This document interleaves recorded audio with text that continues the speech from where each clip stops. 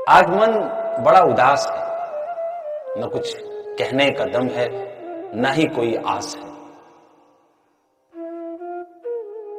आस भी क्या तुम जानते हो? वैसे जानते तो सब कुछ हो, मानते कुछ भी नहीं। जो सोचे तुम्हारा भला, वो भला कैसे समझाए? जिंदगी की सच्चाई आखिर तुम्हें कैसे बतलाए? क्या करूं मैं जो तुम्हारी आंखें खुल जाएं? कहीं ऐसा ना हो तो बाद में बहुत पछताए। ये पढ़ना पढ़ाना, यूं आगे बढ़ने की कहानियां सुनाना, लेकिन तुम्हें क्या, तुम्हें तो सिर्फ ख्याली पुलाव है बनाना।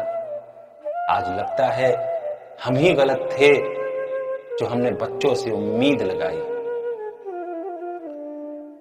इस लापरवाही पर हम सबकी कुछ आंखें सी भर आई। ये देखकर कि हमने तो इतनी मेहनत से था पढ़ाया, फिर आज के बच्चों को शॉर्टकट का चस्का किसने है लगाया। कभी सुनने में आता है एक बच्चा पूरी इंग्लिश एक वीडियो में खत्म करना चाहता है, तो कभी हिंदी को तुच्छ समझकर नजरअंदाज कर जाता है। शिक्षकों ने सारे विषयों के न दिन देखा न देखी रात, न डरे वो सर्दी से, न कुछ कर सकी उनका ये घनघोर बरसात। हमने भरसक प्रयत्न किया तुम्हारा साथ निभाने का, तुम्हारा हाथ थामने का। अब भी सिर्फ एक महीना बचा है, लेकिन तुम्हें न समझ आई हमारी बात। बड़ा अफसोस होता है कि बच्चा आखिर चाहता क्या है। क्लास में टीचर खड़ा है, इंतजार कर रहा है, वो बुला रहा है, अरे ओ मोहन प्यारे जाग जाओ, अरे ओ मोहन प्यारे जाग जाओ। पढ़ाई से बढ़कर आखिर वो काम कहां पाता है? शायद ये हमारी भूल थी जो हम कंटेंट पर कंटेंट देते चले गए। आपको पढ़ाने के पीछे कितनी मेहनत होती है, क्या कभी कल्पना की है? शायद। अरे तुम क्या करोगे कल्पना? वैसे माँ बाप ने जो सपने चुन चुन कर दिए, सब तुमने अपनी लापरवाही से चकनाचूर कर दिए बच्चा। चलिए कुछ बात करते हैं और अपने मन की जो भी उबासासी है, दुख है, वो शायद आप लोग समझ सके कि एक शिक्षक के ऊपर क्यों दुख होता है, क्यों उसे बुरा लगता है जब उसका छात्र, उसका स्टूडेंट जो है लापरवाही करता है। बच्चों कभी कभी कमेंट हम लोग को ऐसे मिलते हैं, खासतौर से अगर हम अपने वीडियो के नीचे देखें, you are great, you are God, you are just like William Shakespeare. मतलब उसे पढ़कर भी अजीब सा महसूस होता है, खुशी भी होती है, एक अजीब सा दुख भी होता है।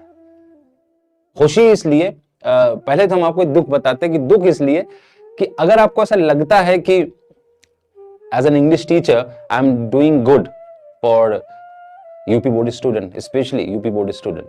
हम स्पेशली बार बार इसे वर्ड लगाते हैं क्योंकि यूपी बोर्ड का दुख एक यूपी बोर्ड का स्टूडेंट और यूपी बोर्ड का शिक्षक ही जान सकता है। इंग्लिश को लेकर के यूपी बोर्ड में एक अजीब सी एक वजह बनी हुई है, एक अजीब सी एक प्रॉब्लम बनी हुई है कि यूपी बोर्ड का बच्चा इंग्लिश, नामुमकिन सी बात है, यूपी बोर्ड का बच्चा इंग्लिश बोलत है, पॉसिबल ही नहीं है। हर सीबीएसई और हर आईसीएसई बोर्ड का बच्चा यूपी बोर्ड को एक गिरी निगाह से देखता है, तुच्छ निगाह से देखता है। उन्हीं में से हम भी थे। कभी अगर हम अपने बचपन से लेकर अब तक की जो आप लोग जिस तरीके से हमें तौल देते हैं ना, टाइटल दे देते हैं कि आप ये हैं तो वो हैं, आप बहुत अच्छा पढ़ा लेते हैं, तो दुख कभी कभी इस बात पे होता है कि इतना अच्छा पढ़ाने के बावजूद भी बच्चों के अंदर वो परमानेंसी नहीं आ रही है, वो रेगुलेशन नहीं है उनके अंदर, वो रेगुलर नहीं हो पा रहे, कंसिस्ट क्यों नहीं बन पा रहे, वो क्यों पंक्चुअल नहीं हो पा रहे हैं। इस पर हम खुद सोचते हैं आखिर हम क्या ऐसा कर दें जो यूपी बोर्ड का बच्चा हमको माने और एक लगातार तरीके से अपने इंग्लिश के जो जर्नी है इंग्लिश को सीखने की, उसमें लगातार वो जुझारू तरीके से सीखता रहे।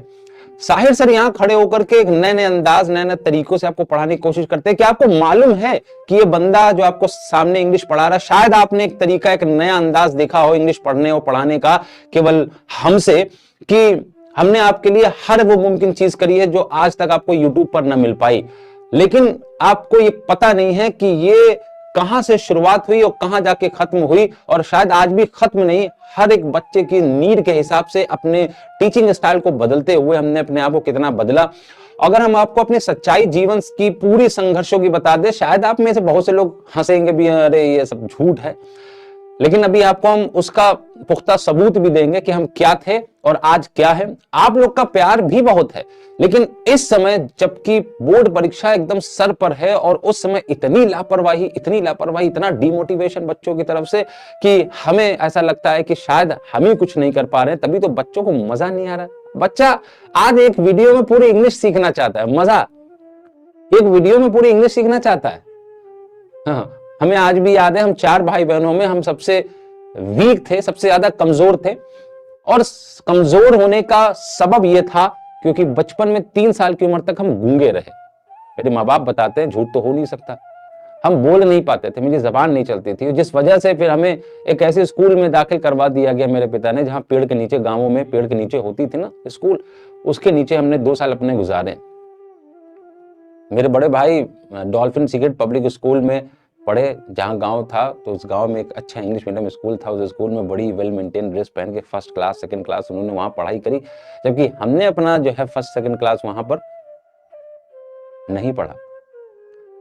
बहरहाल वो मेरी गूंगापन, मेरी मंद बुद्धि पर इतना हावी हो गया कि हम कक्षा 9 तक पूरी तरीके से मंद रहे। मंद बुद्धि मतलब जैसे नहीं बौरे बच्चे होते, क्योंकि हम अपने सारे भाई बहनों में सबसे वीक भी थे और सबसे शायद दिखने में बुरे भी थे। मतलब स्मार्टनेस नहीं थी चेहरे पर, प्यारापन जो होता है ना, नाइस, लोग कह देते हैं ब्यूटीफुल, क्यूट बच्चे को, वो नहीं था।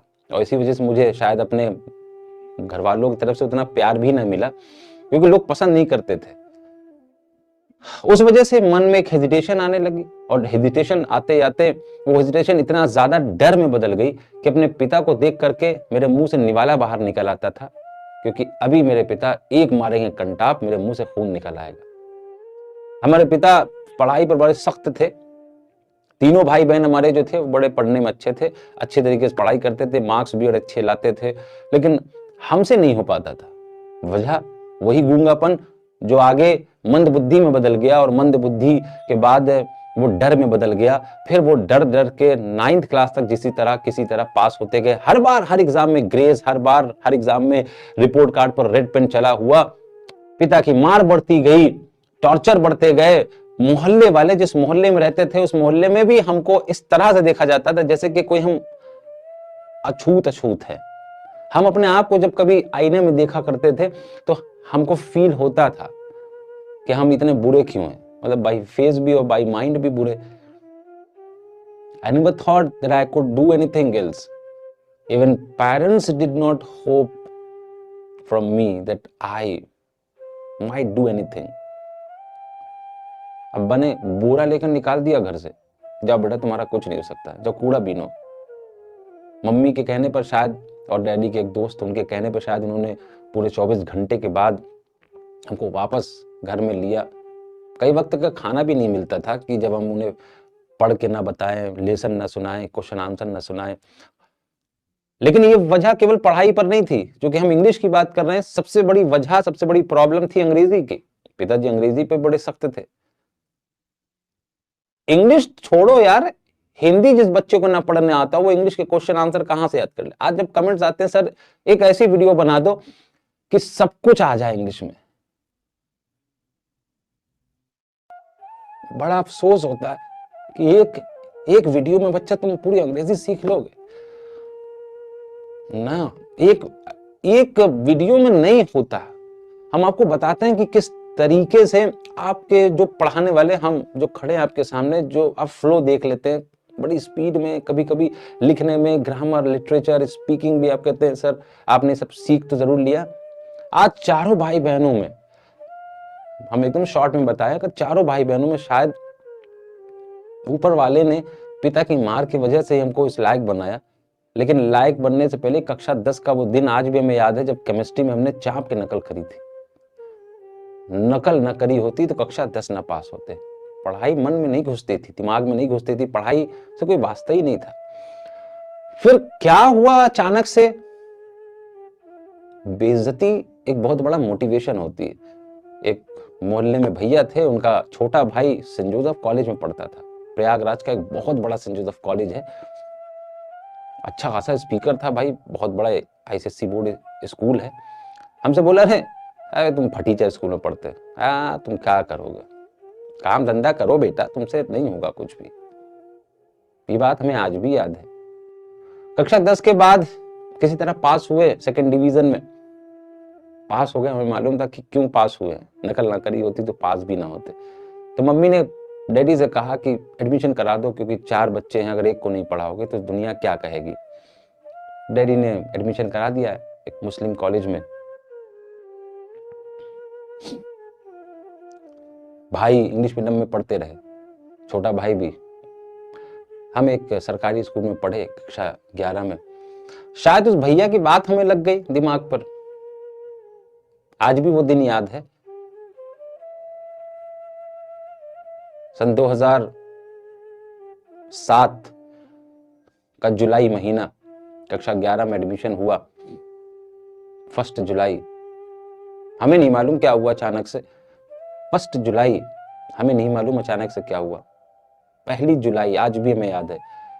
उस दिन से लेकर के कक्षा 12 के इंग्लिश के पेपर तक, इंग्लिश बहुत बड़ी प्रॉब्लम थी हमारे लिए। हिंदी तो फिर भी पढ़ लेंगे, रट लेंगे, पास हो जाएंगे।